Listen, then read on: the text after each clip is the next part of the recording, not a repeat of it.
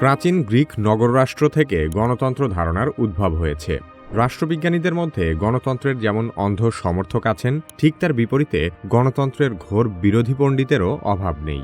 বিগত শতকে বিশ্বের বিভিন্ন দেশে যে ধরনের গণতন্ত্র চালু ছিল, একবিংশ শতাব্দীতে এসে সেই ধরনে অনেকটাই পরিবর্তন এসেছে। রাষ্ট্রবিজ্ঞানীদের মতে পৃথিবীর অনেক দেশেই এখন নামে মাত্র গণতন্ত্র চলছে। বিভিন্ন অনুন্নত দেশে একনায়কতন্ত্র বা স্বৈরশাসন চলতে থাকলে পশ্চিমা বিশ্বমোড়লরা সেখানে তথাকথিত গণতন্ত্র প্রতিষ্ঠার জন্য উঠে পড়ে লাগে। এছাড়াও যে কোনো দেশের শাসন ব্যবস্থা উন্নয়নের জন্য গণতান্ত্রিক পরিবেশ উন্নয়নের পরামর্শ দেওয়া হয়। কিন্তু গণতন্ত্র কি আসলেই সেরা শাসন ব্যবস্থা? এর উত্তর মোটেও না। বিশ্বের সবচেয়ে অস্থির, জটিল এবং ঝামেলাপূর্ণ প্রত্যেকটি দেশই গণতান্ত্রিকভাবে পরিচালিত হয়। অন্যদিকে বিশ্বের সবচেয়ে ধনী এবং কল্যাণকামী রাষ্ট্রগুলো হয় রাজতন্ত্র, না হয় কল্যাণকামী স্বৈরতন্ত্রের দ্বারা পরিচালিত। দার্শনিক প্লেটো, অ্যারিস্টটল থেকে শুরু করে সমাজবিজ্ঞানী লেকি পর্যন্ত বহু প্রভাবশালী চিন্তাবিদ গণতন্ত্রের বিভিন্ন ত্রুটিপূর্ণ দিক নিয়ে আলোচনা করেছেন। গণতন্ত্রের সেরকমই বিভিন্ন সমস্যা নিয়ে আলোচনা করা হবে কি কেন কিভাবে এই পর্বে।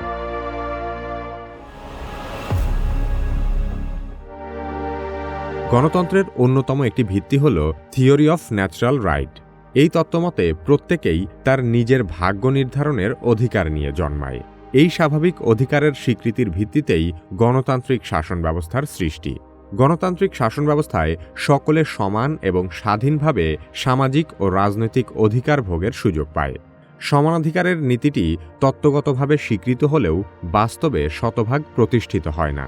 গণতন্ত্রের হিতবাদী তত্ত্বে বলা হয় greatest good of the greatest number, অর্থাৎ সর্বাধিক ব্যক্তির সর্বাধিক মঙ্গল সাধনই রাষ্ট্রের লক্ষ্য। কিন্তু এই বিষয়টি আসলে সংখ্যাগরিষ্ঠের শাসন ব্যবস্থাকে ইঙ্গিত করে, অর্থাৎ দেশের সংখ্যাগরিষ্ঠরা যেভাবে চাইবে সেভাবেই দেশ পরিচালিত হবে। এই বিষয়টির সাথে আবার সকলের সমান অধিকার নীতির একটি সাংঘর্ষিক অবস্থান তৈরি হয়। সেজন্য প্রাচীনকাল থেকেই গণতন্ত্রের সমালোচকেরা বলেছেন, গণতন্ত্রের চেয়ে নিকৃষ্ট শাসন ব্যবস্থা আর নেই। গণতন্ত্রের বিরুদ্ধে প্রথম ও প্রধান অভিযোগটি হল এটি অশিক্ষিত, অজ্ঞ ও অক্ষম ব্যক্তির শাসন। কারণ গণতন্ত্র হল জনগণের শাসন এবং জনগণের অধিকাংশই অশিক্ষিত ও অজ্ঞ। অতএব যে শাসন ব্যবস্থায় জনগণের ভূমিকাই মুখ্য, তা গুণগত বিচারে নিম্নমানের হওয়াটাই স্বাভাবিক।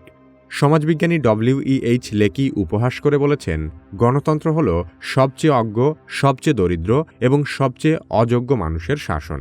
যে কোনো শাসন ব্যবস্থার সাফল্য শাসকবর্গের বুদ্ধিমত্তা ও গুণগত যোগ্যতার উপর নির্ভরশীল।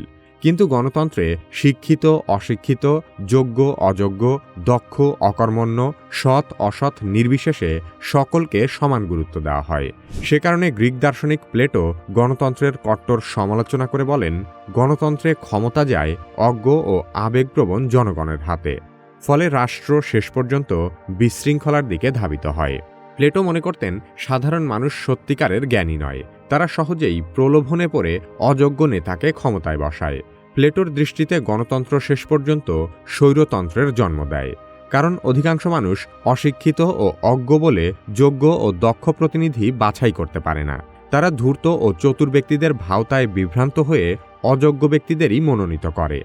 এর ফলে যোগ্য ও বিজ্ঞ ব্যক্তিগণ সরকার পরিচালনার সুযোগ থেকে বঞ্চিত হয়। এতে দেশে সুশাসনের সম্ভাবনা কমে যায়। আরেক গ্রিক দার্শনিক অ্যারিস্টটল গণতন্ত্রকে পুরোপুরি বাতিল না করলেও একে বিকৃত শাসন ব্যবস্থা হিসেবে দেখেছেন। অ্যারিস্টটল বলেন, দরিদ্র সংখ্যাগরিষ্ঠ যখন নিজেদের স্বার্থে শাসন চালায়, তখন গণতন্ত্র ন্যায় বিচার হারায়। অ্যারিস্টটল সতর্ক করেছিলেন যে সংখ্যাগরিষ্ঠের শাসন মানেই ন্যায্য শাসন নয়। গণতন্ত্র মানেই জনগণের শাসন, এমন মধুর প্রতারণামূলক বাক্যে আমরা ধোঁকায় পড়ে যাই। কিন্তু প্রকৃতপক্ষে গণতন্ত্র হল গোষ্ঠী শাসন বা দলীয় শাসন। কারণ গণতন্ত্রে রাজনৈতিক দলের অস্তিত্বকে অপরিহার্য বিবেচনা করা হয়। দলীয় ভিত্তিতেই নির্বাচন অনুষ্ঠিত হয়। যে দল সংখ্যাগরিষ্ঠতা অর্জন করে সেই দলই সরকার গঠন করে। ফলে কার্যত দলীয় শাসন প্রতিষ্ঠিত হয়। ইতিহাসবিদ ও দার্শনিক জেমস মিল বলেছেন, সংখ্যাগরিষ্ঠের শাসন সংখ্যালঘুর স্বাধীনতা ধ্বংস করতে পারে। তিনি গণতন্ত্রের সংখ্যাগরিষ্ঠের দমননীতি নিয়ে উদ্বিগ্ন ছিলেন এবং মিলের এই আশঙ্কা অনুযায়ী সংখ্যাগরিষ্ঠের দলীয় শাসন থেকেই টাইরানি অফ দ্য মেজরিটি ধারণার উৎপত্তি হয়। যার মানে হলো সমাজের একদল ক্ষমতাশীল সুবিধাভোগী মানুষের স্বার্থেই রাষ্ট্রের আইন কানুন এবং ভাগ বাটোয়ারা চালু হয়। বাংলাদেশের প্রেক্ষাপটে পিছে ফিরে তাকালে আমরা সহজেই দেখতে পাই প্রতিটি তথাকথিত গণতান্ত্রিক সরকারের আমলেই অল্প কিছু মানুষের একটি দল কোটি কোটি বাঙালির চেয়েও অনেক বেশি সুবিধা ভোগ করেছে। সরকারি দল প্রায় ক্ষেত্রেই বৃহত্তর জাতীয় স্বার্থের পরিবর্তে সংকীর্ণ দলীয় স্বার্থকেই প্রাধান্য দিয়েছে। দলীয় স্বার্থ সাধনের উদ্দেশ্যে জনগণের অর্থের ব্যাপক অপচয় করা হয়েছে। বিশ্বের বিভিন্ন দেশেই অভিযোগ করা হয় যে নির্বাচনের আগে ক্ষমতায় থাকা সরকারি দল জনপ্রিয়তা বৃদ্ধি ও ভোট সংগ্রহের জন্য সরকারি অর্থ এবং প্রশাসনকে অবাধে ব্যবহার করে। এছাড়া রাজনৈতিক দলগুলো ক্ষমতার লোভে দ্বন্দ্ব সংঘাতে লিপ্ত হয় এবং জনগণের মধ্যে বিশৃঙ্খলা ও বিভ্রান্তির সৃষ্টি করে। একটি দেশে শুধুমাত্র দুটি প্রধান গণতান্ত্রিক দল থাকলে জনগণ যেমন উভয় সংকটে পড়ে, তেমনিভাবে অনেক বেশি রাজনৈতিক দল থাকলেও তা আবার গণতান্ত্রিক পরিবেশে বিশৃঙ্খলার সৃষ্টি করে। গণতন্ত্রে বহু পরস্পর বিরোধী মত ও ধারণা দেখা দেয়। এতে বিভিন্ন ক্ষেত্রে মতপার্থক্য ও সংঘর্ষের সৃষ্টি হয়, যার ফলে নিরঙ্কুশ সংখ্যাগরিষ্ঠতার ভিত্তিতে কোনো স্থায়ী সরকার গঠন করা যায় না। অনেক সময় নির্বাচনে কোনো দলই পর্যাপ্ত আসন পায় না, তখন বহুদলীয় জোট তৈরি করে সরকার গঠন করতে হয়। এতে সরকার দুর্বল ও স্বল্পস্থায়ী হয়, ফলে প্রায়ই একটি সরকারের পতন, আবার নির্বাচন এবং নতুন সরকার গঠিত হয়ে থাকে। ফলে কোনো সরকারই জনকল্যাণ সাধনের উদ্দেশ্যে দীর্ঘমেয়াদী কোনো পরিকল্পনা গ্রহণ বা বাস্তবায়ন করতে পারে না। পাকিস্তানে দীর্ঘদিন ধরে এই ধরনের গণতান্ত্রিক পরিবেশ বিদ্যমান রয়েছে। দুর্বল গণতন্ত্রের দেশে সুষ্ঠু, গ্রহণযোগ্য এবং অংশগ্রহণমূলক নির্বাচন নিশ্চিত করা খুবই কঠিন কাজ। নির্বাচন সুষ্ঠু হলেই রাষ্ট্রের সকল ক্ষেত্রে যে গণতান্ত্রিক ব্যবস্থা প্রতিষ্ঠা করা যাবে, বিষয়টি তেমনও কোনো নিশ্চয়তা নেই। গণতান্ত্রিক শাসন ব্যবস্থা বলতে যে ধরনের সমুন্নত ও আদর্শ সরকারের কথা বলা হয়, তাও আসলে বাস্তবে এক ধরনের ভাওতাবাজি মাত্র। গণতন্ত্র সকলের সরকার নয়, আবার সংখ্যাগরিষ্ঠেরও সরকার নয়। কার্যত গণতন্ত্র হল নির্বাচিত গুটিকতক মানুষের সরকার।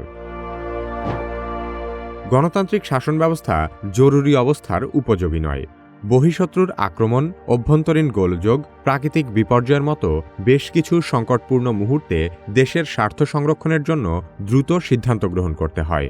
কিন্তু গণতন্ত্রে আলাপ আলোচনার মাধ্যমে সরকার পরিচালিত হয়, তাই গণতন্ত্রের সিদ্ধান্ত গ্রহণ করতে বিলম্ব হয়। ফলে গণতান্ত্রিক ব্যবস্থার মাধ্যমে দৃঢ়তার সঙ্গে জরুরি অবস্থার মোকাবেলা করা যায় না। বিশ্বের বহু দেশের অভিজ্ঞতা থেকে দেখা যায় যে সকল দেশে গণতান্ত্রিক ব্যবস্থা আছে বলে দাবি করা হয়, সেই সব দেশে রাজনৈতিক সাম্য থাকলেও অর্থনৈতিক সাম্য থাকে না। তার ফলে অর্থনৈতিক বৈষম্যমূলক সমাজ ব্যবস্থায় রাজনৈতিক সাম্য কোনো কাজেই আসে না।